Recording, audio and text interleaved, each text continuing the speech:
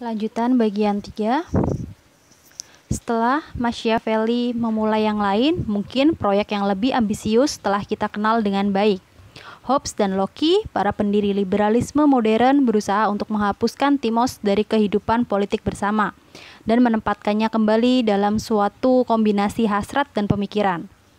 Ini pada awalnya membebaskan bahasa Inggris modern dalam melihat megalotimia dalam bentuk nafsu dan sikap keras kepala yang dibanggakan para pangeran, atau barangkali fanatisme para pendeta sebagai sebab yang membawa perang dalam proses mengambil tujuan pada semua bentuk kebanggaan. Pencemaran mereka atas kebanggaan dilanjutkan oleh semua hal dari para penulis zaman pencerahan, termasuk Adam Ferguson, James Stuart, David Hume, dan Montesquieu. Dalam masyarakat sipil yang dimimpikan oleh Hobbes, Locke, dan para pemikir liberal awal modern yang lain, manusia hanya membutuhkan hasrat dan pemikiran. Pada awalnya, bourgeois adalah suatu ciptaan yang disengaja oleh para pemikir awal modern, suatu usaha teknik sosial yang berusaha untuk menciptakan perdamaian sosial dengan mengubah hakikat manusia itu sendiri. Malahan, membuka megalotimia memandang secara berlawanan terhadap yang banyak, sebagaimana Machiavelli mengatakan. Para pendiri liberalisme modern berharap untuk mengatasi megalotimia bersama-sama dengan terbuka pada pengaruh kepentingan-kepentingan bagian hasrat dari hakikat manusia melawan nafsu-nafsu bagian yang bersifat timotik. Perwujudan sosial dari megalotimia dan kelas sosial yang melawan liberalisme modern yang menyatakan perang adalah aristokrasi tradisional. Prajurit aristokrasi yang tidak menciptakan kemakmuran, dia mencarinya dari yang lain, atau lebih tepat dari pertanian yang dia ambil lebih. Dia tidak bergerak pada dasar rasionalitas ekonomi, menjual pekerjaannya pada penawar yang lebih tinggi. Memang dia tidak bekerja pada semua, tetapi untuk memenuhi dirinya sendiri dalam waktu luangnya. Tingkah lakunya dibatasi di dalamnya dengan menyatakan kebanggaan dan tanda-tanda kehormatan dan tidak mengizinkannya untuk mengerjakan sesuatu di bawah martabatnya sendiri seperti menggunakannya dalam perdagangan. Dan karena seluruh dekadensi dari banyak masyarakat aristokratis, inti dari aristokratis itu berhubungan. Bagi Hegel adalah tuan yang primordial dengan hasratnya mempertaruhkan kehidupannya dalam suatu peperangan berdarah.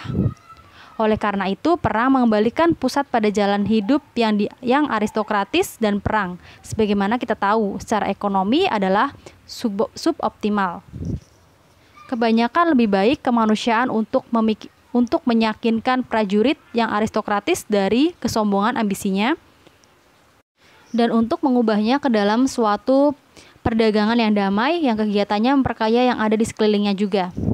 Proses modernisasi digambarkan dengan sein masyarakat kontemporer yang dapat dipahami sebagai kemenangan secara berangsur-angsur dari bagian hasrat jiwa yang dibimbing oleh pikiran melalui bagian timotik jiwa, dilakukan di negara-negara di seluruh dunia yang tidak terhitung jumlahnya. Akhirnya, masyarakat aristokratis menjadi universal melalui budaya manusia yang berbeda, dari Eropa sampai Timur Tengah menuju Afrika Selatan dan Asia Timur. Modernisasi ekonomi tidak hanya butuh menciptakan struktur sosial modern seperti kota-kota dan birokrasi yang rasional, tetapi kemenangan etis dari jalan hidup yang bourgeois melalui kehidupan timotik aristokrat. Dalam suatu masyarakat setelah yang lain, perjanjian Hobbes menawarkan pada kelas aristokrat lama, yaitu bahwa mereka berdagang dalam kebanggaan timotik mereka untuk kemungkinan suatu kehidupan yang damai dari benda-benda yang terbatas. Pada beberapa negara seperti Jepang, perdagangan ini pada akhirnya dibuat. Negara yang modern menyebabkan para anggotanya yang bekas samurai atau kelas prajurit sebagai pengusaha yang berusaha tumbuh dalam Zaibatsu abad ke-20. Di negara seperti Prancis, perdagangan dikurangi oleh beberapa aristokrat yang mempertentangkan suatu rangkaian kegiatan-kegiatan dari pasukan belakang yang putus asa untuk melestarikan tatanan etik timotik mereka. Bahwa perjuangan itu sekarang berlanjut pada negara dunia ketiga, di mana para keturunan prajurit menghadapi beberapa keputusan seperti untuk apakah mereka harus menggantungkan pedang mereka sebagai pusaka keluarga dan membahas tentang penghentian komputer dan kantor. Melalui waktu kita sampai pada pendirian orang Amerika, kemenangan prinsip-prinsip Lockean di Amerika Utara, dan dengan demikian kemenangan bagian nafsu dari jiwa melalui bagian timotik hampir lengkap. Hak untuk mengejar kebahagiaan dinyatakan dalam deklarasi Amerika yang dinyatakan secara luas dalam istilah tambahan tanah milik. Lockeanisme adalah kerangka kerja yang luas untuk bahan-bahan federalis yang mempertahankan kebebasan konstitusi Amerika yang ditulis oleh Alexander Hamilton, James Madison, dan John Jay. Contohnya dalam Federalis 10 yang terkenal yang mempertahankan perwakilan pemerintahan sebagai obat untuk golongan penyakit yang terkenal. James Madison menyatakan bahwa perlindungan dari keterampilan manusia yang beragam dan khususnya perbedaan dan keterampilan yang tidak sejajar untuk mendapatkan kepemilikan tanah, yaitu objek pertama pemerintah. Sementara itu, warisan konstitusi Amerika oleh Lockean tidak dapat disangkal. Para pengarang federalis meskipun menunjukkan suatu kesadaran bahwa syarat untuk memperoleh pengakuan secara sederhana tidak dapat dibuang dari kehidupan politik. Memang kebanggaan menonjolkan diri dipahami menjadi suatu tujuan atau motif kehidupan politik dan membutuhkan pemerintahan yang baik memiliki kecakapan memadai. Mereka melihat pada saluran hasrat untuk memperoleh pengakuan pada arah positif atau sekurangnya arah yang tidak berbahaya, sebagaimana Machiavelli melihat dan mengerjakan. Sementara Madison menunjuk pada golongan-golongan yang berdasar pada kepentingan-kepentingan ekonomi dalam Federalis 10. Dia membedakan mereka dari golongan-golongan lain berdasarkan pada nafsu-nafsu atau lebih tepat, nafsu orang yang berpendapat mengenai benar dan salah. Suatu semangat untuk membedakan pendapat-pendapat yang memperhatikan agama, pemerintah, dan banyak hal yang lain. Pendapat-pendapat politik adalah suatu ekspresi cinta diri sendiri dan menjadi tidak memungkinkan untuk melepaskan batas diri dengan evaluasi manusia terhadap diri sendiri dan nilai yang dimilikinya. Sepanjang hubungan hidup antara pemikiran dan cintanya terhadap diri sendiri, opini-opini manusia akan memiliki suatu pengaruh timbal balik pada tiap-tiap yang lain, dan lebih dahulu untuk menjadi objek untuk yang selanjutnya akan mereka kerjakan sendiri. Oleh karenanya, akibat golongan-golongan itu tidak hanya dari pertentangan antara bagian hasrat dan dari jiwa manusia yang berbeda, seperti kepentingan ekonomi, tetapi juga antara bagian-bagian timotik mereka. Dan juga pada harinya Madison, politik Amerika didominasi oleh perbedaan isu-isu seperti kesederhanaan, agama, perbudakan, dan yang sejenis dengan itu. Keadilan sebagaimana kita dominasi adalah oleh hak-hak aborsi, ibadah di sekolah, dan kebebasan berbicara. Dalam tambahan pendapat mengenai nafsu-nafsu yang banyak sekali yang akan dinyatakan dengan suatu hal yang besar mengenai kelemahan individu-individu yang sifatnya relatif, para penyusun federalis percaya bahwa kehidupan politik harus diisi dengan kecintaan yang masyhur. Menurut Hamilton, peranan nafsu dan pikiran-pikiran yang mulia yaitu kehendak untuk menang pada bagian dan ambisi manusia yang kuat. Megalotimia seperti juga isotimia menyisakan suatu permasalahan bagi para pendirinya. Konstitusi Amerika yang dilihat oleh Madison dan Hamilton sebagai suatu lembaga tidak berarti menekan ekspresi-ekspresi perbedaan timos itu, tetapi lebih menyalurkan mereka ke dalam kotak besi. Memang saluran keluar yang produktif. Oleh karena itu, Madison melihat pemerintah yang terkenal yang berproses keluar dari kantor membuat pidato-pidato politik, mendebat, tulisan editorial, voting dalam pemilihan umum, dan yang sejenis dengan itu, sebagai jalan yang mudah untuk menurutkan kebanggaan alami manusia melalui kepentingan sendiri yang timotik, dapat memberikannya terpisah keluar melalui suatu republik yang relatif besar. Proses politik yang demokratis merupakan suatu hal yang penting karena tidak hanya sebagai suatu arti dari pembuat keputusan atau kepentingan-kepentingan yang berkumpul, tetapi sebagai suatu proses, yaitu sebagai suatu tenaga untuk mengekspresikan timos, di mana manusia dapat melihat pengakuan untuk pandangan-pandangan yang mereka miliki. Pada tingkat yang lebih tinggi dan secara potensial, lebih berbahaya megalotimia dari kebesaran dan ambisi manusia secara eksplisit. Pemerintah yang konstitusional dibangun sebagai suatu cara dengan menggunakan ambisi untuk menangkis ambisi. Cabang-cabang pemerintah yang berbeda dilihat sebagai cara-cara yang besar untuk kemajuan ambisi-ambisi kekuasaan. Tetapi sistem check and balance akan menjamin bahwa ambisi-ambisi itu membatalkan setiap-tiap yang lain dan mencegah munculnya tirani. Seorang politikus Amerika dapat memiliki ambisi untuk menjadi seorang Caesar atau Napoleon, tetapi sistem itu hanya akan mengizinkan mereka untuk tidak menjadi lebih dari seorang Jimmy Carter atau Ronald Reagan. dikurung oleh kekuasaan yang institusional yang tidak bebas dan secara politis memaksa pada semua sisi dan memaksa untuk merealisasikan ambisi mereka dengan melayani orang lain daripada tuan mereka sendiri. Usaha politik liberal dalam tradisi Hobbes-Locke dibuat untuk membuang hasrat guna memperoleh pengakuan dari politik atau meninggalkan ketidakleluasaannya dan meninggalkan kelemahan para pemikir ternyata terasa sangat tidak mudah. Selanjutnya, masyarakat modern akan berambisi dengan apa yang disebut C.S. Lewis sebagai manusia tanpa dada, yaitu orang yang secara keseluruhan berisi hasrat dan pemikiran, tapi kurang membanggakan dirinya sendiri bahwa bagaimanapun juga inti kemanusiaan manusia terdapat pada masa-masa yang lebih awal. Untuk apa dada dibuat manusia? Dengan kecerdasan jiwa dan nafsunya, manusia hanyalah binatang. Pemenang terbesar dan yang sangat pandai mengucapkan kata-kata Timos dan dalam masyarakat modern dan nabi dari kebangkitan itu adalah Friedrich Nietzsche, pendiri relativisme dan nihilisme dewasa ini. Nietzsche pernah menggambarkan sebagai aristokrat yang radikal dewasa ini, suatu penyikapan yang tidak bisa dia bantah. Beberapa karyanya dapat dilihat dalam suatu pengertian tertentu sebagai suatu reaksi terhadap apa yang ia lihat sebagai awal munculnya peradaban manusia tanpa dada, suatu masyarakat borjuis yang menyatakan untuk tidak melakukan apa-apa selain dari kesenangan untuk melestarikan dirinya. Bagi Nietzsche, yang sangat esensial dari manusia selain hasratnya dan pikirannya tetapi juga timosnya, semua manusia menciptakan penilaian binatang berpipi merah yang membangun kehidupan dalam kemampuannya untuk mengucapkan kata-kata yang baik dan buruk sebagaimana karakter Zarathustra. Bagi Nietzsche, nilai-nilai yang diciptakan manusia bukanlah isu sentral, karena ada 1001 tujuan yang dikejar manusia. Setiap manusia di muka bumi ini memiliki sendiri bahasa tentang yang baik dan yang buruk, yang tidak bisa dipahami para tetangga mereka. Apakah pernyataan esensi dari manusia yang aktif menilai dirinya sendiri, memberinya nilai dan minta pengetahuan untuk itu? Penilaian sudah menjadi sifat orang yang tidak menerima persamaan hak dan untuk itu membutuhkan pembedaan antara yang baik dan yang jelek. Oleh karena itu, Nietzsche hanya tertarik pada manifestasi Timos yang membawa manusia untuk mengatakan bahwa mereka lebih baik dari yang lain, megalotimia.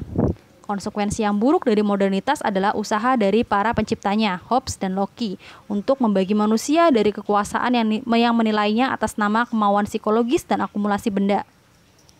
Nietzsche terkenal dengan doktrinnya kehendak untuk berkuasa yang dapat dipahami sebagai usaha untuk mempertegas kembali keutamaan Timos untuk melawan hasrat dan pikiran dan untuk melepaskan kerugian bahwa liberalisme modern yang dilakukan untuk kebanggaan manusia dan kepentingannya sendiri. Kerjanya adalah suatu perayaan menuju kematian untuk gengsi yang murni dan suatu pengutukan yang luar biasa dari suatu modernitas yang telah penuh menerima moralitas budak yang secara tidak sadar seperti suatu pilihan yang sedang dibuat. Meskipun perubahan kosakata yang sedang digunakan untuk mendeskripsikan gejala Timos atau hasrat untuk memperoleh pengakuan, harus menjadi sangat jelas bahwa bagian ketiga dari jiwa adalah suatu pusat perhatian dari tradisi filsafat yang menjangkau dari Plato sampai Nietzsche. Hal itu mendorong suatu cara yang sangat berbeda dari pembacaan proses sejarah, tidak sebagai cerita yang membuka hakikat sains modern atau logika pertumbuhan ekonomi, tetapi sebagai kemunculan, pertumbuhan, dan kemunduran dari megalotimia. Memang, dunia ekonomi modern hanya dapat muncul setelah hasrat dibebaskan untuk tidak mengatakan atas biaya Timos. Proses sejarah yang dimulai dengan perang berdarah dari penguasa berakhir pada beberapa pengertian penduduk borjuis modern dari demokrasi liberal kontemporer yang lebih mengejar keuntungan material daripada kemenangan. Sekarang tidak seorang pun mempelajari Timos sebagai bagian dari pendidikan mereka, dan perjuangan untuk memperoleh pengakuan bukanlah bagian dari kosakata politik dewasa ini. Hasrat untuk menang menurut Machiavelli adalah suatu bagian yang sangat normal dari manusia yang banyak sekali berusaha menjadi lebih baik dari yang lain, untuk membuat seperti kebanggaan orang yang mungkin mengakui superioritas orang lain, suatu cara yang dapat diterima dengan tidak lebih lama untuk menggambarkan suatu tujuan individu. Dalam kenyataan ini, suatu karakteristik yang kita tempelkan untuk orang yang kita sukai, para tiran yang telah muncul di antara kita seperti Hitler, Stalin, atau Saddam Hussein. Megalotimia, hasrat untuk diakui sebagai superior, mempertahankan hidup di bawah suatu bentuk samaran dalam kehidupan sehari-hari. Dan seperti yang kita lihat pada bagian kelima, apakah kebanyakan dari kita menemukan kepuasan dalam kehidupan kita akan menjadi tidak mungkin tanpa itu. Namun, apakah dalam istilah yang kita katakan tentang kita sendiri sedang dia kalahkan secara etik dalam dunia modern? Serangan terhadap megalotimia dan kurang penghargaan dalam dunia kita sekarang ini seharusnya menyebabkan kita cenderung untuk setuju dengan Nietzsche bahwa para filsuf era awal modern ingin membuang kebanyakan bentuk yang tampak dari timos dalam masyarakat sipil yang sangat sukses. Apakah tempat yang diambil dari megalotimia adalah gabungan dari dua hal? Pertama adalah suatu perkembangan dari bagian hasrat jiwa yang menunjukkan dirinya sendiri sebagai suatu ekonomisasi yang sempurna dari kehidupan. Ekonomisasi berkembang dari benda-benda yang sangat tinggi menuju yang sangat rendah, dari negara-negara Eropa yang tidak melihat kebesaran dan kerajaan tetapi suatu yang lebih menyatakan komunitas orang Eropa pada tahun 1992. Dengan lulusan perguruan tinggi yang menyelenggarakan suatu analis biaya kepentingan internal dari pilihan-pilihan karir yang terbuka untuk mereka. Hal kedua yang kembali menempatkan megalotimia adalah suatu yang semuanya menembus isotimia, yaitu hasrat untuk diakui sejajar dengan orang lain. Ini dalam bentuk pernyataan-pernyataannya, termasuk Timos dari penjual buah dan sayurnya Hevel, pemrotes anti-aborsi atau hak-hak untuk melindungi binatang. Sementara kita tidak menggunakan kata recognition atau pengakuan dan Timos untuk menggambarkan tujuan-tujuan personal kita kadang-kadang menggunakan kata-kata seperti martabat atau dignity, penghormatan atau respect, rasa harga diri atau self-respect, dan harga diri atau self-esteem. Untuk semua itu, dan pada faktor-faktor non-material yang masuk ke dalam perhitungan karir dari tipe lulusan perguruan tinggi. Seperti konsep-konsep yang terserap dalam kehidupan politik kita dan sangat diperlukan untuk suatu pemahaman terhadap transformasi demokrasi yang terjadi di dunia pada akhir abad ke-20. Dengan demikian, kita tinggalkan dengan suatu pertentangan yang nyata. Para pendiri tradisi Anglo-Saxon melihat liberalisme modern untuk menghapuskan Timos dari kehidupan politik dan juga hasrat untuk memperoleh pengakuan yang semuanya kembali di sekeliling kita dalam bentuk isotimia. Apakah sesuatu yang tidak disangka ini datang akibat kegagalan untuk menekan apa yang pada akhirnya tidak dapat ditekan dalam hakikat manusia? Atau apakah ada suatu pemahaman yang lebih tinggi dari liberalisme modern yang membaca untuk melestarikan sisi timotik kepribadian manusia yang lebih daripada pengasingan dari dunia politik? Ada dalam kenyataan suatu pemahaman yang lebih tinggi, dan untuk melihatnya kita harus kembali pada Hegel dan untuk tidak menyelesaikan catatan dialektika sejarah yang di dalamnya perjuangan untuk memperoleh pengakuan memainkan suatu peran kunci. Tuan dan budak. Kita tinggalkan catatan kita mengenai dialektika Hegelian beberapa bab yang lalu pada sebuah titik yang sangat awal dalam proses historis kenyataannya dalam kesimpulan mengenai permulaan periode sejarah manusia ketika pertama kali manusia mempertaruhkan kehidupannya dalam suatu peperangan semata-mata demi gengsi. Negara perang atau state of war yang menang dalam state of nature. Hegel mengingat bahwa Hegel sendiri tidak pernah menggunakan istilah ini, tidak mengarah secara langsung pada pembangunan masyarakat sipil berdasarkan suatu kontrak sosial sebagaimana telah dilakukan terhadap Locke. Alih-alih ia mengarah pada hubungan tuan dan budak ketika salah seorang pejuang primordial yang merasa khawatir akan hidupnya mengakui yang lain dan setuju untuk menjadi budaknya. Hubungan sosial antara tuan dan budaknya bukanlah sebuah hubungan yang stabil dalam jangka panjang, karena bagaimanapun tidak ada tuan maupun budak yang pada akhirnya terpuaskan dengan hasratnya untuk memperoleh pengakuan. Akhirnya kepuasan ini memunculkan sebuah kontradiksi dalam masyarakat yang memiliki budak dan mendorong munculnya impuls pada kemajuan sejarah lebih lanjut. Tindakan manusia pertama mungkin telah menjadi niatnya untuk mempertaruhkan kehidupannya dalam pertempuran berdarah, tetapi dengan demikian dia tidak menjadi seorang yang bebas sepenuhnya dan manusia yang terpuaskan. Ini dapat terjadi hanya dalam evolusi sejarah berikutnya. Tuan dan budak tetap tinggal tak terpuaskan karena alasan-alasan yang berbeda. Si tuan dalam arti tertentu telah manusiawi ketimbang si budak, karena ia berniat mengatasi hakikat biologisnya demi mencari tujuan yang non-biologis pengakuan. Dengan mempertaruhkan kehidupannya, ia menunjukkan bahwa ia bebas. Budak sebaliknya mengikuti nasihat Hobbes dan menyerah pada ketakutan terhadap kematian yang menyakitkan. Dalam melakukan hal ini, ia tetap merupakan binatang yang miskin dan penuh dengan rasa takut yang tidak mampu mengatasi determinasi biologisnya atau determinasi naturalnya.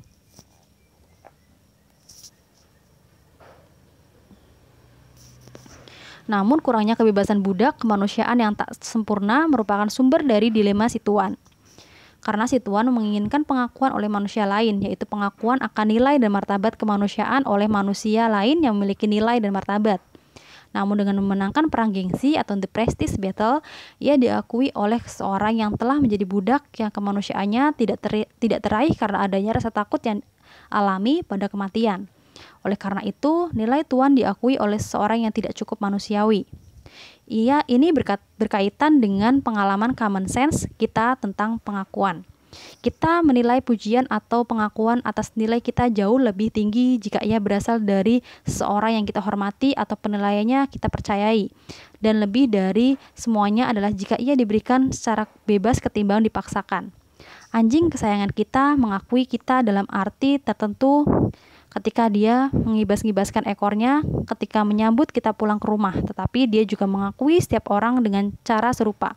Tukang pos atau seorang pencuri karena anjing secara instingtual dikondisikan untuk melakukan hal demikian. Atau ambil salah satu contoh yang lebih bersifat politis. Kepuasan dari seorang Stalin atau Saddam Hussein ketika mendengar pujian dari kerumunan orang yang diangkut ke sebuah stadion dan dipaksa untuk bersorak-sorai atas pedihnya kematian tentunya kurang memuaskan dibanding apa yang dialami oleh seorang pemimpin demokratis seperti seorang Washington atau Lincoln ketika menerima penghormatan yang genuine dari seorang manusia bebas. Ini kemudian memunculkan tragedi tuan. Dia mempertaruhkan hidupnya hanya untuk mencari pengakuan dari seorang budak yang tidak berguna pengakuannya. Si tuan tetap kurang terpuaskan, lebih-lebih si tuan secara fundamental tidak berubah dari waktu ke waktu. Dia tidak harus bekerja karena ia memiliki seorang budak yang bekerja untuknya, dan ia memiliki akses yang mudah terhadap segala hal yang dibutuhkan untuk melihara kehidupannya. Oleh karena itu, hidupnya statis dan tidak berubah dari waktu yang luang dan konsumsi. Ia dapat dibunuh seperti yang ditunjukkan Kojif, tetapi ia tidak dapat dididik. Si tuan tentu saja dapat mempertaruhkan hidupnya secara terus-menerus dalam perjuangan mati-matian dengan para tuan yang lain, demi kontrol suatu daerah atau untuk menggantikan tahta seseorang. Namun, tindakan mempertaruhkan kehidupan seseorang sementara memang sangat manusiawi, juga secara abadi identik dengan dirinya sendiri. Penaklukan dan penaklukan kembali secara tanpa henti atas daerah-daerah tidak mengubah hubungan kualitatif manusia dengan manusia lain atau dengan lingkungan alamnya, dan oleh karena itu tidak menjadi motor penggerak kemajuan sejarah. Budak juga tidak terpuaskan, kurangnya kepuasan bagaimanapun tidak mengarah pada kondisi statis, seperti dalam kasus tuan, tetapi menuju perubahan yang kreatif dan memperkaya. Dengan tunduk pada tuan, budak tentu saja tidak diakui sebagai manusia. Sebaliknya, dia diperlakukan sebagai suatu benda, alat untuk memuaskan keinginan-keinginan tuannya. Pengakuan hanyalah suatu cara, namun mangkirnya pengakuan ini secara total mengarahkan budak untuk berhasrat melakukan perubahan. Budak memperoleh kembali kemanusiaannya, kemanusiaan yang telah ia hilangkan akibat rasa takut terhadap kematian yang menyakitkan melalui kerja. Pada awalnya, budak dipaksa bekerja demi memuaskan tuannya dengan mempertimbangkan ketakutan yang pertama terhadap kematian. Namun motif untuk bekerja budak pada akhirnya berubah. Alih-alih ia bekerja karena ketakutan dan hukuman langsung, ia mulai melakukannya di luar perasaan kewajiban atau sense of duty dan disiplin diri. Tentu saja setelah ia belajar untuk menekan hasrat-hasrat binatangnya demi kerja semata-mata. Dengan kata lain, dia mengembangkan suatu semacam etika kerja. Lebih penting lagi, melalui kerja budak mulai menyadari bahwa sebagai manusia, ia mampu mengubah alam, mengambil bahan-bahan mentah dari alam dan mengubahnya dengan bebas menjadi sesuatu yang lain berdasarkan pada ide atau konsep yang eksis sebelumnya. Budak menggunakan alat-alat, ia dapat menggunakan alat-alat untuk membuat alat-alat baru, dan dengan demikian ia menciptakan teknologi. Sains alam modern bukanlah khayalan dari para tuan yang malas, yang memperoleh segala sesuatu yang mereka inginkan, tetapi impian para budak yang dipaksa untuk bekerja dan yang tidak menyukai kondisi mereka saat ini. Melalui sains dan teknologi, budak menemukan bahwa ia dapat mengubah alam, tidak hanya lingkungan fisik tempat ia dilahirkan, tetapi juga hakikatnya sendiri. Bagi Hegel, bertentangan dengan Locke, kerja sepenuhnya harus dibebaskan dari alam. Persoalan kerja bukan hanya untuk memuaskan kebutuhan-kebutuhan alami, atau bahkan hasrat-hasrat yang baru diciptakan. Kerja itu sendiri mempresentasikan kebebasan karena ia menunjukkan kemampuan manusia untuk melampaui determinasi alami, untuk mencipta melalui kerja. Tidak ada hal lain seperti kerja yang sesuai dengan alam. Manusia benar-benar mulai bekerja hanya ketika manusia menunjukkan penguasaannya atas alam. Hegel juga memiliki pemahaman yang sangat berbeda dari Locke tentang makna kepemilikan pribadi atau private property. Manusia Lockean memperoleh kepemilikan dengan maksud untuk memuaskan hasrat-hasratnya. Manusia Hegelian melihat kepemilikan sebagai jenis objektifikasi dirinya dalam suatu benda, misalnya rumah, mobil, sebidang tanah. Kepemilikan bukanlah karakteristik intrinsik dari segala hal. Ia eksis hanya sebagai persoalan konvensi sosial ketika manusia setuju untuk menghormati hak kepemilikan orang lain. Manusia memperoleh kepuasan dan memiliki kekayaan tertentu bukan hanya karena kebutuhan-kebutuhan yang memuaskannya, tetapi karena orang lain juga mengakuinya. Perlindungan terhadap kepemilikan pribadi adalah tujuan yang legitimate dari masyarakat sipil bagi Hegel, sebagaimana juga bagi Locke dan Madison. Namun Hegel melihat kepemilikan sebagai suatu tahap atau aspek perjuangan sejarah untuk memperoleh pengakuan sebagai sesuatu yang memuaskan timos dan juga hasrat. Situan menunjukkan kebebasannya dengan mempertahankan kehidupannya dalam perang berdarah. Dengan cara itu, ia menunjukkan keunggulannya atas determinasi alam. Budak sebaliknya memahami ide kebebasan dengan bekerja untuk Situan, dan dalam proses itu ia menyadari bahwa sebagai seorang manusia ia mampu menjadi pekerja yang bebas dan kreatif. Penguasaan budak atas alam adalah kunci pemahaman atas Thought penguasaan. Kebebasan aktual dari seorang budak secara historis jauh lebih signifikan ketimbang kebebasan aktual dari Situan. Situan memang bebas. Ia menikmati kebebasannya dalam arti yang langsung dan tidak reflektif dengan melakukan apa yang ia sukai dan membeli apa yang ia mau. Di sisi lain, budak hanya memahami ide tentang kebebasan, sebuah ide yang terjadi padanya sebagai akibat dari kerjanya. Budak sebagaimana tidak bebas dalam kehidupan sendiri, ada suatu ketidaksesuaian antara idenya tentang kebebasan dan kondisi aktualnya. Oleh karenanya, budak lebih filosofis. Ia harus mencerap kebebasan dalam abstraksi sebelum ia mampu menikmatinya dalam kekayaan, dan ia harus menciptakan untuk dirinya sendiri prinsip-prinsip tentang masyarakat yang bebas sebelum hidup di dalamnya. Kesadaran budak oleh karena itu lebih tinggi ketimbang kesadaran tuan, karena ia lebih swasadar, yaitu reflektif terhadap dirinya dan kondisinya sendiri.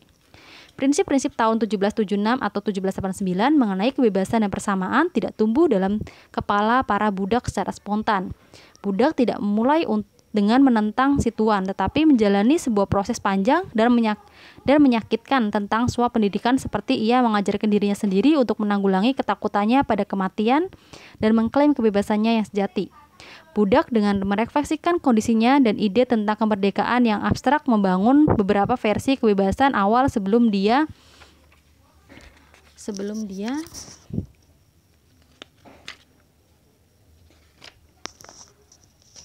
menemukan versi yang tepat.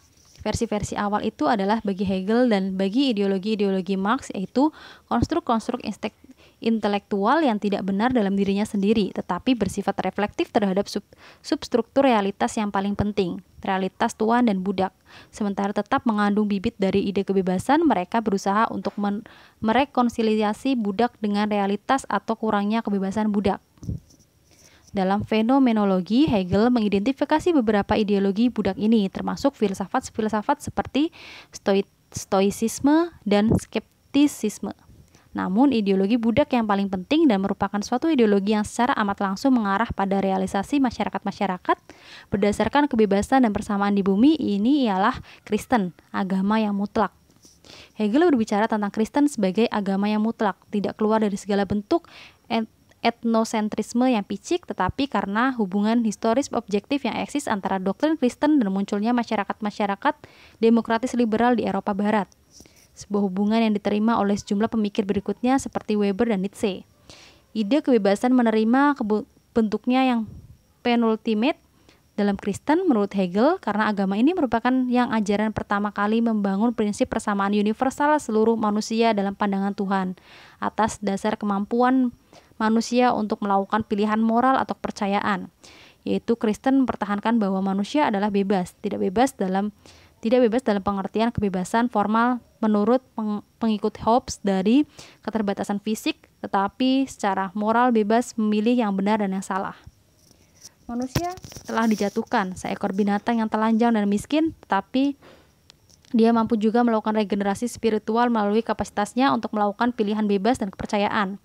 Kebebasan orang-orang Kristen adalah suatu kondisi spiritual yang lebih dalam dan bukan merupakan kondisi eksternal dari badan. Pengertian timotik dari harga diri dirasakan oleh Socrates, Leontinus, dan para penjual buah dan sayuran Hevel memiliki suatu persamaan dalam martabat dan kebebasan yang lebih dalam dari penganut Kristen. Orang-orang Kristen memahami kebebasan yang memunculkan persamaan manusia yang universal, tetapi untuk membedakan alasan-alasan liberal dari Hobbesian Lockean. Deklarasi kemerdekaan Amerika menyatakan bahwa semua manusia diciptakan sejajar agaknya karena mereka diberkati dengan penciptaan mereka dengan hak-hak tertentu yang tidak bisa dicabut. Hobbes dan Locke mendasarkan kepercayaan mereka pada persamaan manusia dan persamaan sumbangan alam. Pada awalnya ikatan manusia sejajar karena mereka sama-sama mampu membunuh seorang yang lain. Sementara itu yang terakhir menekankan pada persamaan kemampuan mereka. Locke mencatat bagaimanapun bahwa anak-anak tidaklah sama dengan orang tua mereka, dan seperti Madison percaya bahwa manusia memiliki kemampuan yang tidak sejajar untuk memperoleh hak milik. Oleh karena itu, persamaan dalam suatu negara Lockean berarti seperti persamaan kesempatan.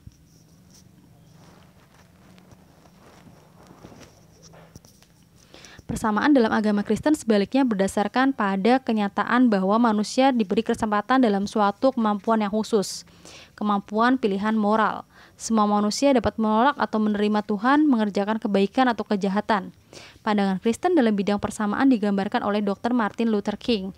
Saya memiliki impian berpidato dalam tingkat Memorial Lincoln pada tahun 1964. Dalam suatu prosa yang dapat diingat, dia mengatakan bahwa dia memiliki impian bahwa 4 anak kecilnya suatu hari akan hidup dalam suatu bangsa di mana mereka tidak akan diadili karena warna kulit mereka, tetapi karena perilaku dan sikap mereka. Catatan yang tidak dikatakan oleh King bahwa mereka harus diadili menurut bakat dan jasa mereka, atau bahwa dia menginginkan mereka untuk tumbuh sejauh kemampuan mereka yang akan mengizinkan. Bagi King, seorang menteri yang Kristen, martabat manusia tidak terletak pada pikiran atas kepandaian manusia, tetapi dalam karakternya, yaitu karakter moralnya, kemampuan untuk membedakan yang benar dan yang salah. Orang yang dinyatakan sejajar dengan istilah kecantikan, bakat, kecerdasan, atau keahlian meskipun sama jauhnya sebagaimana mereka adalah agen-agen moral. Kesederhanaan dan anak yatim piatu yang sangat aneh dapat memiliki suatu jiwa yang lebih cantik di mata Tuhan daripada pianis yang sangat berbakat atau ahli fisika yang sangat cerdas.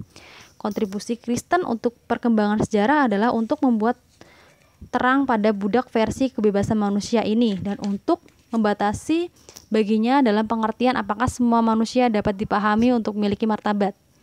Tuhan agama Kristen mengakui semua manusia secara universal, mengakui harkat dan martabat manusia secara individual. Kerajaan surga dalam kata lain menghadirkan prospek dari suatu dunia yang di dalamnya terdapat isotimia dari setiap orang, tidak memikirkan megalotimia yang angkuh yang akan terpuaskan.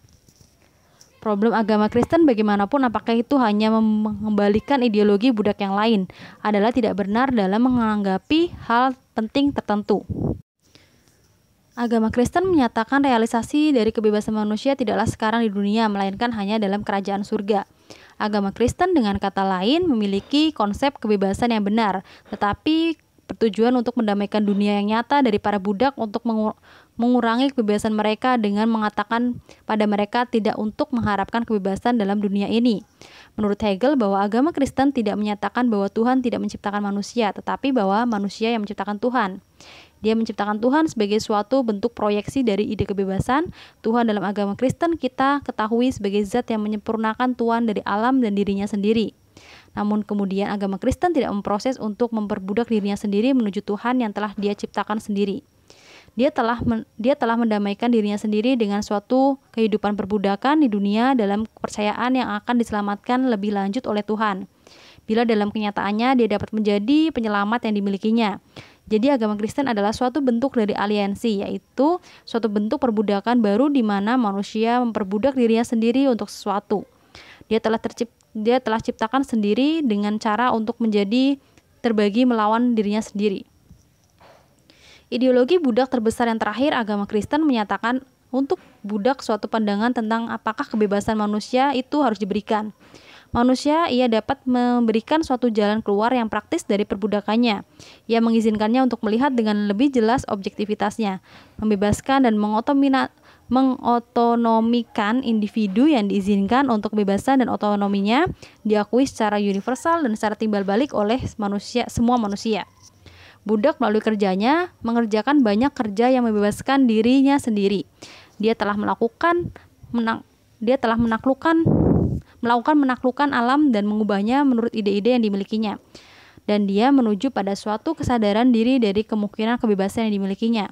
Bagi Hegel, kemudian penyelesaian dari proses sejarah hanya menunjukkan suatu sekularasi dari agama Kristen, yaitu suatu penerjemahan dari ide kebebasan Kristen ke masa sekarang. Itu juga menunjukkan suatu perang yang lebih berdarah, perang yang di dalamnya budak membebaskan dirinya dari tuan. Dan Hegel telah memperhatikan filsafat yang dimilikinya sebagai suatu transformasi doktrin Kristen, suatu yang tidak lebih lama yang berdasar pada mite dan otoritas Injil, tetapi pada profesi budak tentang pengetahuan yang absolut dan kesadaran diri. Proses sejarah manusia dimulai dengan perang yang murni untuk gengsi, yang di dalamnya penguasa yang aristokratis melihat pengakuan untuk hasratnya mempertaruhkan hidupnya dengan menanggulangi alam. Majikan menunjukkan dia adalah manusia yang lebih bebas dan lebih otentik.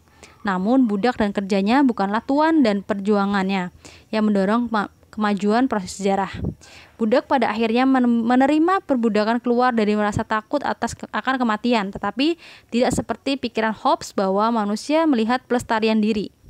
Menurut Hegel, budak tidak pernah terdiri dari dirinya sendiri, yaitu budak masih memiliki timos, suatu pengertian dari harkat dan martabat yang dimilikinya, dan suatu hasrat untuk menghidupkan sesuatu yang lain daripada sekedar suatu kehidupan budak.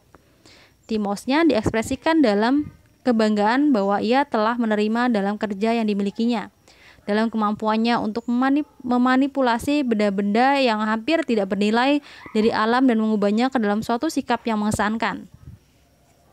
Itu juga dihubungkan dalam ide bahwa dia memiliki kebebasan timosnya memimpinnya untuk membayangkan kemungkinan abstrak dari sesuatu yang membebaskan, yaitu dengan harkat dan martabat. Jauh dalam harkat dan martabat yang dimilikinya diakui oleh orang lain.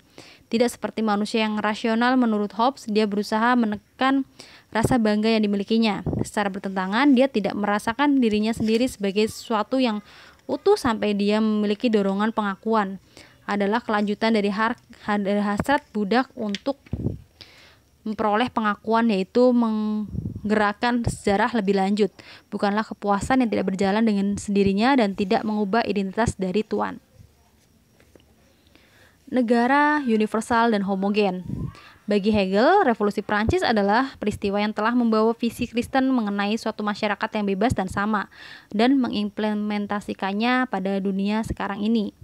Dalam melakukan revolusi ini, bekas para budak mempertaruhkan kehidupan mereka.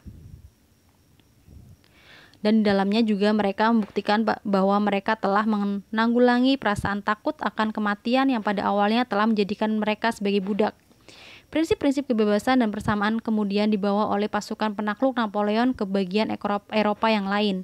Negara demokrasi liberal modern yang muncul setelah pecahnya revolusi Prancis merupakan realisasi dari cita-cita Kristen tentang kebebasan dan persamaan manusia secara universal di sini dan sekarang.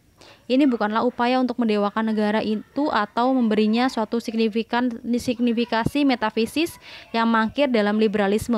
Dalam liberalisme Anglo-Saxon, alih-alih ia merupakan suatu pengakuan bahwa manusialah yang pada awalnya telah menciptakan Tuhan Kristen atau Christian God, dan oleh karena itu manusialah yang menurunkan Tuhan ke bumi dan hidup dengan gedung-gedung parlemen, istana-istana kepresidenan, dan birokrasi-birokrasi negara modern. Hegel memberi kita kesempatan untuk menafsirkan kembali negara demokrasi liberal modern dengan istilah yang agak berbeda dari tradisi liberal Anglo-Saxon yang berasal dari Hobbes dan Locke. Pemahaman liberalisme Hegelian ini pada saat yang sama merupakan visi yang lebih mulia mengenai apa yang direpresentasikan liberalisme dan catatan yang lebih akurat mengenai apa yang dimaksud oleh masyarakat di seluruh dunia ketika mereka mengatakan mereka ingin hidup di sebuah negara demokrasi. Bagi Hobbes dan Locke dan bagi para pengikut mereka yang menulis American Constitution and Declaration of Independence, Konstitusi Amerika dan Deklarasi Kemerdekaan, masyarakat liberal adalah sebuah kontrak sosial di antara individu-individu yang memiliki hak-hak alami tertentu. Pemimpin di antara mereka yang memiliki hak untuk hidup yaitu swapelestarian dan untuk mencapai kebahagiaan, yang secara umum dipahami sebagai hak untuk pemilikan pribadi. Masyarakat liberal dengan demikian adalah kesepakatan timbal balik dan sederajat di antara para warga negara untuk tidak mencampuri kehidupan dan hak kepemilikan masing-masing. Sebaliknya, bagi Hegel, masyarakat liberal adalah kesepakatan timbal balik dan sederajat di antara para warga negara untuk saling mengakui satu sama lain secara mutual. Jika liberalisme Hobbesian dan Lockean dapat diinterpretasikan sebagai pencarian akan suatu kepentingan yang rasional, maka liberalisme Hegelian dapat dilihat sebagai pengejaran akan pengakuan rasional, yaitu pengakuan atas sebuah basis universal yang di dalamnya bermartabat tiap-tiap orang sebagai seorang manusia yang bebas dan otonom diakui oleh semuanya. Apa yang dipertaruhkan bagi kita ketika kita memilih hidup dalam sebuah negara demokrasi liberal bukan hanya fakta bahwa ia memperbolehkan jika kita bebas mencetak uang dan memuaskan bagian-bagian dari hasrat jiwa kita. Hal yang lebih penting dan akhirnya lebih memuaskan yang diberikan kepada kita adalah pengakuan terhadap martabat kita. Kehidupan dalam sebuah negara demokrasi liberal secara potensial merupakan jalan menuju kelimpahan material yang sangat besar, tapi ia juga menunjukkan jalan pada kita untuk mencapai tujuan non-material berupa pengakuan dan kebebasan kita. Negara demokrasi liberal menilai kita sesuai dengan perasaan keberanian atau sense of self-worth kita sendiri. Oleh karenanya, baik sebagian hasrat dan bagian timotik dari jiwa kita akan menemukan kepuasan. Pengakuan universal memecahkan persoalan kerusakan yang hebat menyangkut pengakuan yang eksis dalam masyarakat yang mempertahankan perbudakan dan berbagai variannya. Sebenarnya setiap masyarakat sebelum terjadinya revolusi Prancis adalah masyarakat monarki atau aristokrasi di mana ada seseorang atau raja atau beberapa orang atau kelas penguasa atau elit yang diakui. Kepuasan mereka diakui oleh jumlah massa rakyat yang sangat banyak yang kemanusiaannya sama sekali tidak diakui. Pengakuan dapat dirasionalisasikan hanya jika ia diletakkan di atas landasan yang universal dan sederajat. Kontradiksi internal dari hubungan tuan budak dipecahkan dalam sebuah negara yang berhasil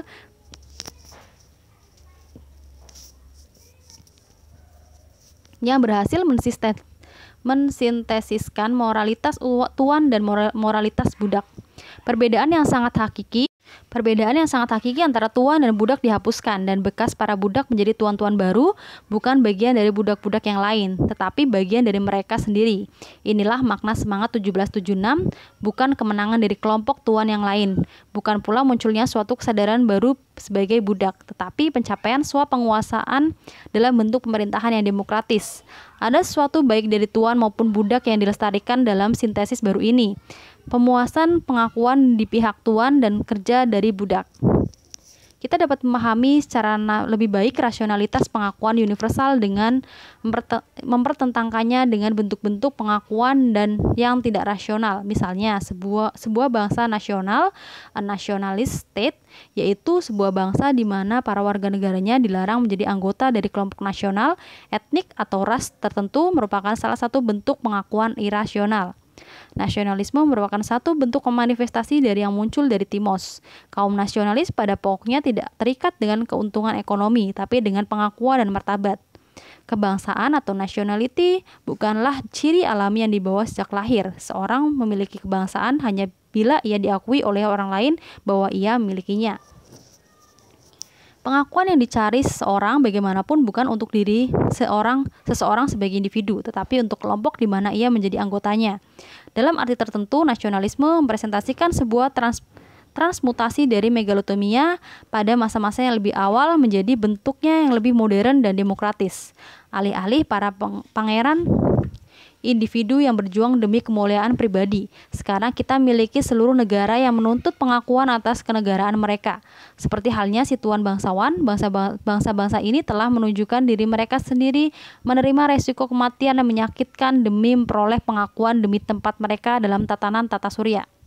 Hasrat untuk memperoleh pengakuan yang berdasarkan nasionalitas atau ras bagaimanapun bukanlah sebuah pengakuan nasional. Distingsi antara manusia dengan bukan manusia sepenuhnya rasional. Hanya manusia yang bebas, yaitu mampu berjuang untuk memperoleh pengakuan dalam perang semata-mata demi gengsi. Distingsi ini didasarkan pada alam atau bahkan pada disfungsi radikal antara wilayah alam atau realm of nature dan wilayah kebebasan atau realm of freedom. Distingsi antara satu kelompok manusia dengan kelompok lainnya di sisi lain merupakan efek samping atau byproduct yang aksidental dan arbitrary dari sejarah manusia. Dengan perjuangan di antara kelompok-kelompok nasional untuk memperoleh pengakuan terhadap martabat kebangsaan mereka mengarah dalam skala internasional pada kebuntuan yang sama seperti halnya perang gengsi di antara para tuan bangsawan. Satu atau bangsa lain menjadi tuan, katakanlah demikian, dan yang lainnya menjadi budak. Pengakuan bisa diterapkan pada bangsa yang defektif karena alasan-alasan yang sama bahwa hubungan individual antara tuan dan budak tidaklah memuaskan.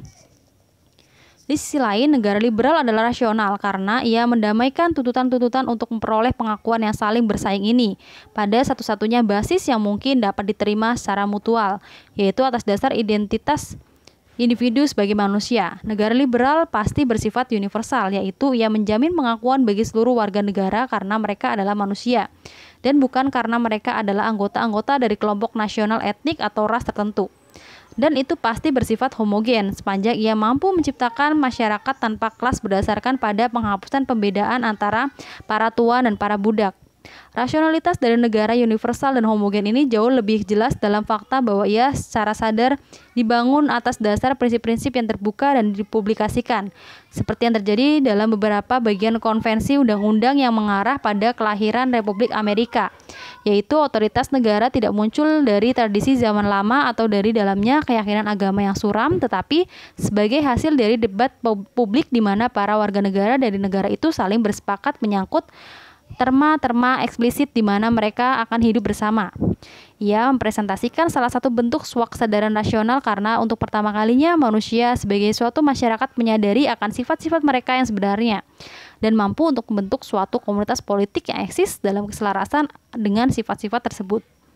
Dengan cara apa kita dapat mengatakan bahwa negara demokrasi liberal modern mengakui seluruh manusia secara universal? Ia melakukan hal ini dengan menjamin dan melindungi hak-hak mereka, yaitu setiap anak manusia yang lahir di wilayah Amerika Serikat atau Perancis atau sejumlah negara liberal yang lain harus dilindungi hak-haknya sebagai warga negara melalui undang-undang. Tidak seorang pun boleh merugikan kehidupan anak-anak itu, baik mereka itu miskin ataupun kaya, hitam atau putih, tanpa diprosekusi oleh sistem keadilan kriminal. Pada saatnya nanti, anak-anak itu akan memiliki hak kepemilikan sendiri yang harus dihormati baik oleh negara maupun saudara-saudaranya setanah air. Anak ini akan memiliki hak untuk pilihan timotik, yakni opini-opini yang berkenaan dengan nilai dan kegunaan tentang semua permasalahan yang mereka susun, dan akan memiliki hak untuk mengumumkan dan menyebarkan pendapat-pendapat seluas mungkin. Pendapat-pendapat timotik itu mengambil bentuk kepercayaan agama yang mungkin untuk dilatih dengan kebebasan yang lengkap. Dan akhirnya bila si anak mencapai kedewasaan, mereka akan memiliki hak untuk ikut serta dalam pemerintahan yang membangun hak-hak ini pada waktu yang pertama, dan menyumbangkan pertimbangan yang mendalam pada permasalahan-permasalahan yang lebih tinggi dan penting dari kebijakan publik. Partisipasi ini bisa juga mengambil bentuk voting pada periode pemilihan atau bentuk yang lebih aktif dan masuk dalam proses politik secara langsung, sebagai contoh dengan pencalonan untuk jabatan atau penulis editorial, dalam mendorong seseorang atau posisi seseorang, atau dengan pelayanan dalam sektor birokrasi publik. Pemerintah sendiri yang menghapuskan perbedaan antara tuan dan budak. Setiap orang diberi nama untuk sekurang-kurangnya beberapa bagian dalam aturan dari tuan. Sekarang penguasaan membawa bentuk penyebaran hukum-hukum yang berbeda secara demokratis, yaitu seperangkat aturan universal yang oleh kesadaran manusia sendiri adalah para tuan sendiri. Pengakuan menjadi timbal balik ketika negara dan penduduk mengakui tiap-tiap yang lain, ketika negara memberikan hak-hak pada warga negara dan ketika warga negara setuju untuk mematuhi hukum-hukum negara. Hanya membatasi pada hak-hak yang terjadi bila pertentangan antar mereka, dengan kata lain bahwa penggunaan hak seseorang bercampur dengan penggunaan hak orang lain. Sesungguhnya deskripsi negara Hegelian yang menyatakan identik dengan negara Lockean yang pasti mirip seperti suatu sistem untuk melindungi seperangkat hak-hak dari individu. Ahli mengenai Hegel menolak bahwa Hegel adalah kritik dari Lockean atau liberalisme Anglo-Saxon dan akan mengembalikan dugaan bahwa seorang pengikut Locke di Amerika Serikat atau Inggris menyatakan tingkatan akhir sejarah. Hegel tidak akan pernah mendukung pandangan liberal tertentu dalam tradisi Anglo-Saxon yang sekarang terutama hadir kembali dalam hukum yang liberal, yang percaya bahwa pemerintahan hanya tujuan, yaitu untuk mengeluarkan jalan dari para individu dan bahwa kebebasan kemudian untuk mengejar kepentingan individu yang mutlak. Dia akan mengembalikan pandangan liberalisme yang memandang hak-hak politik secara sederhana sebagai alat yang di dalamnya manusia dapat melindungi kehidupan dan uang mereka, atau dalam bahasa yang lebih mutakhir, gaya hidup pribadi mereka. Di sisi lain, Kojève mengidentifikasikan suatu kebenaran yang penting ketika ia menegaskan bahwa Amerika pasca perang atau para anggota dari masyarakat Eropa menyatakan perwujudan negara Hegel dari pengakuan yang universal. Untuk sementara, demokrasi Anglo-Saxon secara eksplisit mungkin dibangun pada dasar-dasar Lockean. Secara murni, pemahaman mereka tidak pernah menurut Lockean. Sebagai contoh, kita telah melihat bagaimana Madison dan Hamilton dalam Federalis mengambil catatan sisi timotik dari hakikat manusia, dan bagaimana pada awalnya percaya bahwa seorang mengusulkan pemerintahan yang mewakili untuk memberikan suatu jalan keluar mengenai pandangan-pandangan hasrat dan timotik manusia. Pada saat ini, ketika orang Amerika membicarakan tentang masyarakat dan bentuk pemerintahan mereka seringkali menggunakan bahasa yang lebih Hegelian daripada Lockean. Contohnya, selama perang era undang-undang sipil yang secara normal sempurna untuk orang mengatakan bahwa yang mengusulkan suatu bagian penting dari pengesahan undang-undang sipil adalah untuk mengakui martabat orang kulit hitam atau untuk memenuhi janji Declaration of Independence dan Constitution untuk membolehkan semua orang Amerika hidup dalam martabat dan kebebasan. Seorang tidak perlu menjadi penganut Hegel untuk memahami kekuatan argumen ini, yaitu bagian dari kosakata warga yang kurang terdidik dan sederhana. Konstitusi dari Republik Federal Jerman membuat rujukan secara eksplisit untuk martabat manusia. Hak untuk memberikan suara di AS dan negara-negara lain yang demokratis pertama untuk orang yang tidak menemukan kualifikasi hak milik, kemudian untuk orang hitam dan etnik lain atau ras minoritas, untuk wanita tidak pernah dilihat sebagai suatu bahan ekonomi yang mahal. Contoh bahwa hak untuk memberikan suara telah memperbolehkan kelompok-kelompok untuk melindungi kepentingan ekonomi mereka, tetapi secara umum tidak dirasakan sebagai suatu simbol dari harga diri dan persamaan mereka, dan nilai sebagai suatu tujuan itu sendiri di dalamnya. Fakta bahwa para pendiri Amerika tidak menggunakan istilah pengakuan dan martabat tidak mencegah bahasa Lockean mengenai hak-hak yang tidak tampak dan tanpa kesukaran masuk ke dalam bahasa pengakuan Hegelian. Negara homogen dan universal yang tampak pada tujuan sejarah hingga dapat dilihat sebagai penghentian dua pilar, yaitu ekonomi dan pengakuan. Proses sejarah manusia yang menuju kepadanya sedang diarahkan melalui persamaan dengan membuka ilmu alam modern yang progresif dan dengan perjuangan untuk memperoleh pengakuan. Pada awalnya memancar dari bagian hasrat jiwa yang dibesarkan pada awal masa modern dan membelok menuju akumulasi kemakmuran tanpa batas. Akumulasi yang tidak terbatas ini mungkin dibuat karena kerjasama yang dibentuk antara hasrat dan pemikiran kapitalisme tidak memungkinkan untuk meloncat keluar menuju ilmu alam modern. Di satu sisi, perjuangan untuk memperoleh pengakuan pada awalnya berada dalam bagian timotik dari jiwa, sebelumnya diarahkan oleh realitas perbudakan yang bertentangan dengan pandangan penguasaan buruh dalam suatu dunia tempat manusia bebas dan sederajat dalam pandangan Tuhan. Suatu deskripsi yang nyata dari proses-proses sejarah suatu sejarah universal yang benar tidak dapat dengan nyata dilengkapi dengan memberi catatan dari kedua pilar itu, hanya sebagai suatu deskripsi dari kepribadian manusia yang tidak lengkap yang membawa catatan hasrat, pikiran, dan timos. Teori modern, Marxisme, atau teori sejarah yang lain secara primer berdasar pada hasrat yang bersifat ekonomis dan secara mendasar tidak lengkap meskipun itu membawa catatan bagian timotik dan jiwa, dan dari perjuangan untuk memperoleh pengakuan sebagai arah utama dari sejarah.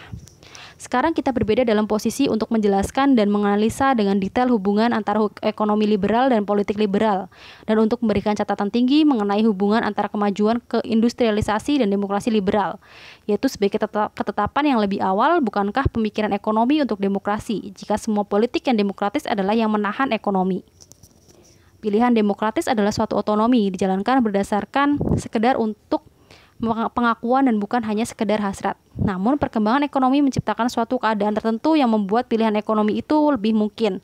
Ini terjadi karena dua alasan. Yang pertama, perkembangan ekonomi menunjukkan pada konsep kepemilikan budak. Sebagaimana dia temukan, dia dapat mengatur alam melalui teknologi, dan jiwa mengaturnya dirinya sendiri melalui disiplin, kerja, dan pendidikan. Sehingga masyarakat menjadi lebih terdidik, budak memiliki kesempatan untuk menjadi lebih sadar terhadap kemungkinan bahwa mereka adalah budak dan akan senang untuk menjadi tuan, dan untuk menyerap ide-ide dari para budak lain yang terrefleksi ke dalam kondisi perbudakan mereka. Pendidikan mengajarkan mereka bahwa mereka adalah manusia yang memiliki martabat, dan bahwa mereka seharusnya berjuang untuk diakui martabatnya. Kenyataan bahwa pendidikan modern mengajarkan ide-ide kebebasan dan bersamaan bukanlah suatu kebetulan. Ideologi-ideologi buruh yang sedang tumbuh adalah reaksi untuk situasi yang nyata yang di dalamnya para budak menemukan diri mereka sendiri. Agama Kristen dan masyarakat komunis, keduanya adalah ideologi budak. Yang terakhir tidak diantisipasi oleh Hegel, bahwa pengakuan adalah bagian dari kebenaran. Namun dalam waktu tertentu irisionalitas dan pertentangan diri antara keduanya dinyatakan. Walaupun komitmen masyarakat komunis untuk prinsip-prinsip kebebasan dan persamaan diekspos sebagai perubahan-perubahan modern dari seseorang yang memiliki budak, yang di dalamnya martabat terbesar dari rakyat tidak diakui. Pada akhir tahun 1989 tercermin kebangkrutan ideologi Marxisme. Dalam suatu pengertian, mencapai suatu tingkat rasionalitas yang lebih tinggi pada bagian dari orang-orang yang tinggal dalam masyarakat seperti itu. Dan kenyataan mereka bahwa pengakuan universal yang rasional hanya dapat terjadi dalam suatu tatanan masyarakat liberal. Cara yang kedua yang di dalamnya pertumbuhan ekonomi membesarkan hati demokrasi liberal karena itu adalah suatu peningkatan akibat yang luar biasa melalui kebutuhannya untuk pendidikan universal. Kelas lama mengalami keruntuhan dalam kebaikan hati dari kondisi kesempatan yang umum. Sementara itu kelas-kelas baru muncul berdasar pada status ekonomi atau pendidikan, yaitu suatu moralitas yang berhubungan lebih besar dan masyarakat yang menawarkan penyebaran ide-ide persamaan. Dengan demikian, secara ekonomi pun menciptakan suatu bentuk persamaan secara de facto sebelum persamaan yang muncul secara de jure. Jika manusia tidak memiliki apa-apa kecuali hasrat dan kepikiran, mereka akan menjadi sangat puas untuk hidup di Korea Selatan di bawah diktator militer atau di bawah administrasi teknokratis yang senantiasa tercurahkan atau dalam suatu kepemimpinan Kuomintang di Taiwan yang bersikeras pada percepatan pertumbuhan ekonomi. Dan sesudah itu warga negara dari negara-negara itu kadang-kadang lebih dari hasrat dan pemikiran. Mereka memiliki suatu kebanggaan timotik dan kepercayaan pada martabat yang mereka miliki dan ingin martabat itu diakui oleh pemerintah negara di mana mereka hidup. Hasrat untuk memperoleh pengakuan kemudian adalah mata rantai yang hilang antara perekonomian liberal dengan politik liberal. Kita telah melihat bagaimana perkembangan industrialisasi menghasilkan masyarakat urban, bergerak makin terdidik dengan maju dan bebas dari bentuk-bentuk tradisi otoritas seperti suku bangsa, pendeta, atau serikat kerja. Kita melihat bahwa di sana ada suatu tingkatan hubungan empiris yang tinggi seperti antara masyarakat dan demokrasi liberal, tanpa dapat diterangkan dengan penuh alasan dalam hubungan itu. Kelemahan dalam kerangka kerja interpretasi kita terletak pada fakta bahwa kita mencari suatu penjelasan ekonomi untuk pilihan demokrasi liberal, yaitu suatu penjelasan bahwa dalam suatu cara atau munculnya bagian dari hasrat jiwa yang lain. Namun kita malah harus melihat pada bagian timotik, pada hasrat jiwa untuk memperoleh pengakuan. Karena perubahan sosial yang menyertai perkembangan industrialisasi, khususnya pendidikan, berusaha untuk membebaskan suatu permintaan pengakuan tertentu yang tidak berada di antara orang yang lebih miskin dan kurang pendidikan. Sebagaimana orang menjadi lebih makmur, lebih kosmopolitan, dan lebih terdidik, mereka secara sederhana tidak meminta lebih makmur, tetapi pengakuan untuk status mereka. Ini adalah sama sekali bukan jalan non-ekonomi dan non-material yang dapat menjelaskan mengapa orang di Spanyol, Portugal, Korea Selatan, Taiwan, dan RRC semuanya telah memperlihatkan suatu permintaan tidak hanya untuk ekonomi pasar, melainkan untuk pemerintahan yang bebas oleh dan untuk rakyat juga. Alexander Kojev menafsirkan Hegel, menyatakan bahwa negara yang homogen dan universal akan menjadi tingkat terakhir dalam sejarah manusia, karena itu memuaskan secara lengkap bagi manusia. Ini berdasar pada tujuan, pada kepercayaannya, pada keunggulan dari Timos, atau hasrat untuk memperoleh pengakuan, seperti kerinduan manusia yang lebih dalam dan fundamental. Dalam menekankan metafisika dan juga psikologi, kepentingan pengakuan Hegel dan Kojev mungkin tampak lebih besar ke dalam kepribadian manusia daripada filsuf-filsuf lain seperti Locke atau Marx terhadap hasrat dan pikiran yang tinggi. Sementara Kojev telah menyatakan bahwa dia tidak memiliki standar perubahan sejarah dengan mengukur kecukupan dari lembaga-lembaga manusia, hasrat untuk memperoleh pengakuan pada kenyataannya seperti menyatakan suatu standar. Dalam tujuan Kojev, Timos adalah suatu bagian yang permanen dari hakikat manusia. Perjuangan untuk memperoleh pengakuan dan muncul dari Timos mungkin telah mengakui suatu perjalanan sejarah dari puluhan ribu tahun atau lebih. Tapi itu tidak kurang adalah suatu bagian-bagian jiwa konstitutif bagi Kojev daripada bagi Plato. Pernyataan Kojev bahwa dia berada pada akhir sejarah oleh karena itu berdiri atau jatuh pada kekuatan tuntutan bahwa pengakuan diberikan oleh negara liberal yang demokratis yang cukup memuaskan hasrat manusia untuk memperoleh pengakuan. Kojev percaya bahwa demokrasi liberal modern berhasil menyaring moralitas dari tuan dan budak, mengatasi perbedaan antara mereka sebagaimana hal itu melestarikan sesuatu dari kedua bentuk keberadaan itu. Apakah ini benar? Pada khususnya megalotimia dari tuan berhasil menghaluskan dan berkaitan dengan institusi-institusi politik modern sehingga itu tidak memunculkan suatu problem yang lebih panjang bagi situasi politik dewasa ini. Akankah manusia menjadi selalu puas untuk diakui secara sederhana sejajar dengan semua manusia, atau apakah dia tidak akan meminta lebih mengenai waktu? Dan jika megalotimia secara total sedang diubah dan dihubungkan dengan politik modern, haruskah kita setuju dengan Nietzsche bahwa itu bukanlah suatu sebab untuk merayakannya tetapi suatu bencana yang tidak paralel? Ada pertimbangan-pertimbangan yang sangat panjang yang akan kita ikuti pada bagian kelima dari buku ini.